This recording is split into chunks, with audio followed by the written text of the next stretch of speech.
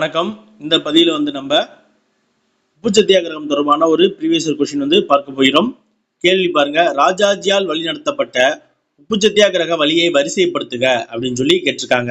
நம்ம எல்லாருக்கும் தெரியும், ராஜாஜி தலைமையில 1000 தொண்டர்கள்ல இருந்து தேர்ந்தெடுக்கப்பட்ட 100 தொண்டர்கள் என்னது திருச்சியிலிருந்து வேதாரண்யா வரைக்கும் உப்பு சத்தியாகிரக நடைபயணத்தை தொடர்ந்துருப்பாங்க. எந்தெந்த ஊரில் வழியாக போனாங்க அப்படின்னு சொல்லி வரிசைப்படுத்த சொல்லியிருக்காங்க.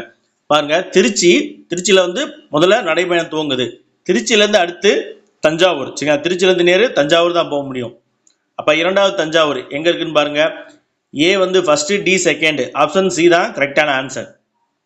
அடுத்து தஞ்சாவூர்ல இருந்து கும்பகோணம். சரிங்களா, தஞ்சாவூர்ல இருந்து கும்பகோணம், கும்பகோணத்துல இருந்து மன்னார்குடி, மன்னார்குடியிலிருந்து அடுத்து திருத்துறைப்பூண்டி, திருத்துறைப்பூண்டியிலிருந்து வேதாரண்யம். சரிங்களா, 12th புக்ல ஊர் வரிசை கொடுத்துருக்காங்க.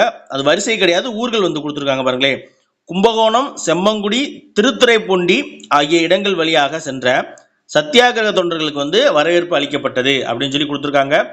அப்போது தஞ்சை மாவட்ட ஆட்சியராக இருந்தவர் ஜே.ஏ. தார்ன் அவர்கள். இதுவுமே ஒரு ப்ரீவியஸ் இயர் கொஸ்டின்ல கேட்டிருக்காங்க. தேங்க்யூ.